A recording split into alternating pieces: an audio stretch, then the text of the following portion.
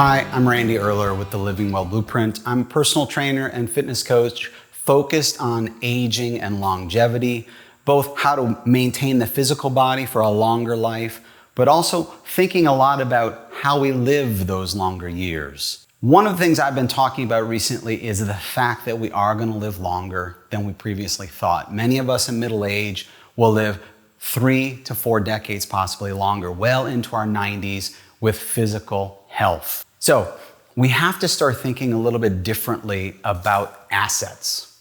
So most of us are spending our work lives thinking about our financial asset.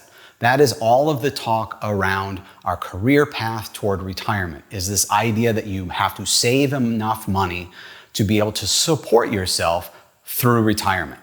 Well, the idea that we're going to live another 3 to 4 decades is likely to flip that on its head. Many of us struggle to save enough money for even what we considered, a decade or so of retirement, give or take. But the idea of another 30 plus years makes it almost seem impossible.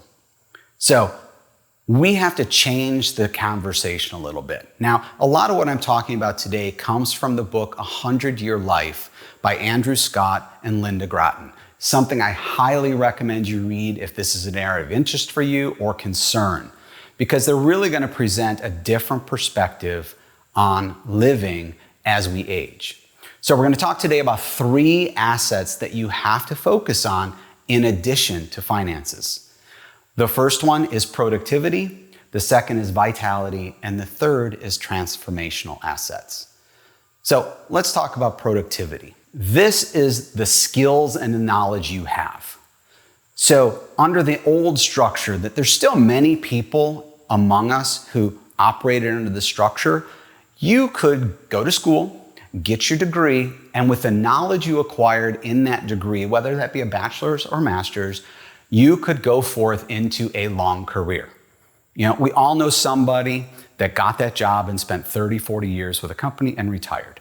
It's becoming rarer and rarer, but those people still exist. Now, the asset you're going to have to focus on is the fact that that's not likely. We understand that with the advent of AI, constant technological disruption, we need to be refining our skills. We need to be acquiring new information, new knowledge constantly. This is an asset you have to invest in, except that every 5 to 10 years, things are going to flip upside down. So what happens now is we want things to stay the same. So every time something disrupts that, we get upset, we get mad, we want to go backward. Okay, we will never go backward. We will always go forward. There will always be another disruption. Embrace this reality and understand that your obligation and responsibility, as is mine, is to be learning, to be growing, anticipating the changes perhaps in your industry or field, and looking at whatever might be next for you. This is just a reality. Okay, so knowledge and skills. The second asset you really have to think about is your peer group or your social capital. We often think about networking. Some people are better than others at this. This is not meant to be this shallow sort of group of connections that you use each other. Really what we're talking about is creating a social network that is also a professional network, people that are interconnected and mutually dependent on one another, creating an interdependence. Because in the chaos that we're kind of experiencing now, and with the advent of AI and everything that's around the corner, it can be scary. It feels a little bit out of control, a lot uncertain. Okay, so that network is going to be necessary. Those are the co-founders. Those are the people we interact with to bounce off new ideas. Those are potential investors. These are all the people working together, give and take, that it's going to make a difference. And the third asset is your reputation. So think about your reputation in regards to your work, but not just your work, but who you are as a person and your character. So how do we find a dentist? How do we find a plumber? How do we find a mechanic? We talk to the people within our social network and we ask them who their dentist is and what they think. And from there we get a name and we trust based on their recommendation. We all understand this. So it's going to be critical that you maintain the reputation. that you hold. Now, the most important thing is that what many people do as they sort of get on the cusp of that retirement age is they start slacking on some of these things. I'm coasting in. I don't need to learn the new program. I don't need to know what's going on. I don't need to work on meeting with new people. I don't really need to cultivate those relationships anymore. I'm not concerned about those things because my time is almost up. Well, in another video, I mentioned a book, and it's worth mentioning again, and that's called The Infinite Game by Simon Sinek. And what's important here is accepting the idea that those things will never change. If you're going to be here another 3 decades, you do not know what's around the corner. So just as the old adage says, never burn a bridge, you never know who's going to come into your life again and where you're going to need or want a connection. Same is true here. Do not diminish your skills. Do not lose connection with others. Maintain your reputation. All right? Give yourself the opportunity to continue in some capacity of productivity as you move forward. All right, second area of assets are vitality assets. Now, on the surface, the most important one, of course, is health. Physical, mental, emotional. All right, we need to care for our bodies. This is the thing that's going to carry you for the next 3 to 4 decades, right? This is designed to last 110 years. So the wear and tear you experience isn't because you're aging, it's how you use your body, how efficiently you use it, how inefficiently you use it, what you feed it, and what you do with it or don't do with it. So you have to start thinking about how you care for your body, your mind, your emotions from a perspective of long term. So this is going to be your most important component. There's an old adage of life that's a 3-legged stool. You have wealth, you have health, and you have time. Okay, and what happens to many people is when they're younger, they're focused entirely on their career. All right, they're acquiring wealth. They don't really have a lot of time, and they're sacrificing their health. And what happens to many people as they reach those later years, that 6th decade, is perhaps they've accumulated some wealth. Suddenly they have some time and they've sacrificed their health. And in many cases, they've sacrificed their relationships. So that's the second factor when it comes to a vitality asset, and that's your lifestyle. We have to think seriously about how we live in the context of a longer life. You do not need to decide your career when you're 22. You do not need to be all in on your career and try to have children and try to buy a house and try to do everything when you're young, where you're scattered too thinly and not able to give any of yourself sufficiently to anything. So lifestyle matters, so be intentional in how you're living. It's important to have balance with all of your connections, to recognize all of your needs, recognize the needs of others, and spread yourself out in a fair and effective way, because you have a long time. So that may be flexing your career a little bit, understanding once your children are grown, you can return to the career and maybe go a little more intensely, spend a little more focused time on it. But don't spread yourself too thin. So lifestyle is an asset you need to figure out for yourself. The third component of vitality assets are your relationships. We need relationships. We need people in our lives that are regenerative. They have to feed us.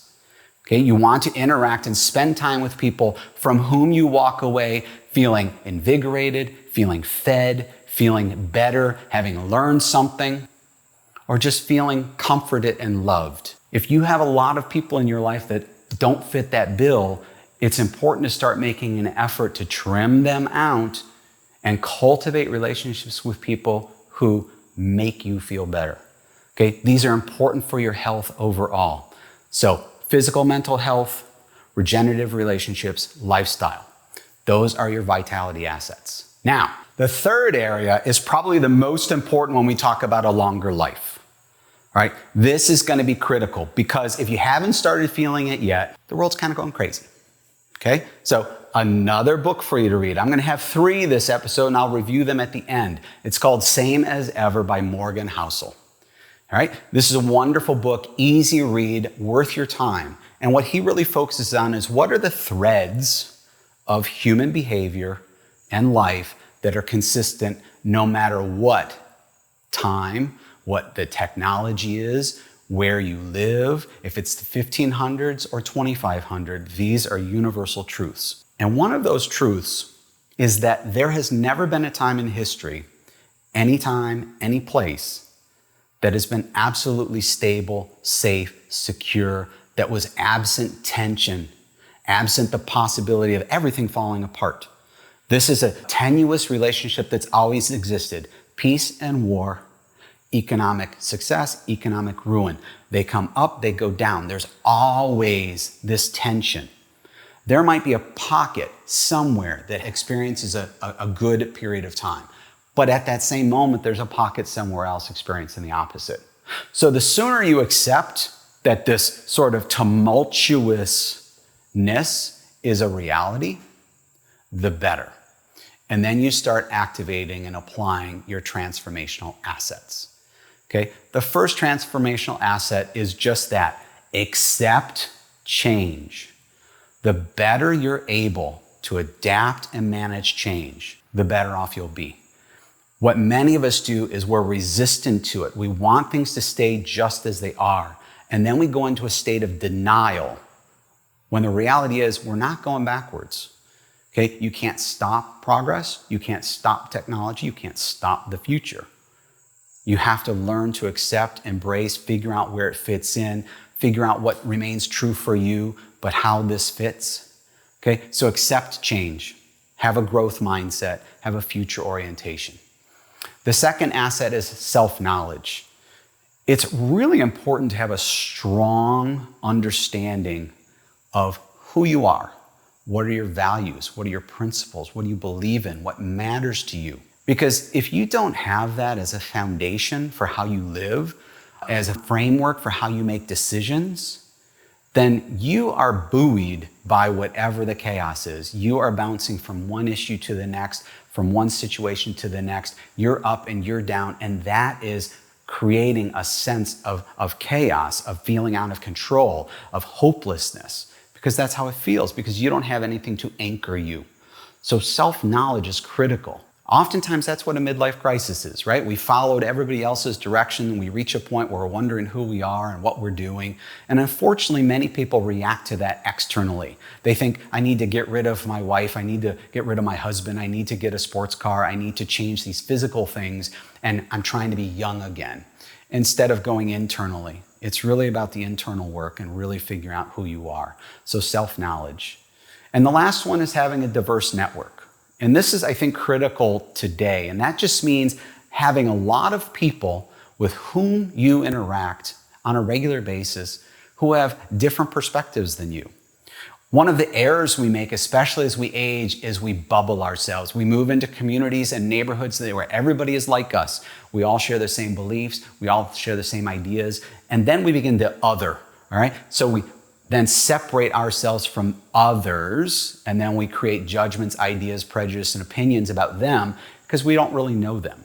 So the more diverse your network, the more diverse the people you talk to, the more you realize our commonalities, the more compassion you have for other people, and the more you're able to connect and realize we're all kind of in this together. We're all going through the same things, okay? It's not us against somebody else. It's all of us together. So those are your three assets. Yes, worry about your finances, but you've got to build your productive assets, you have to build your vitality assets, and your transformational assets.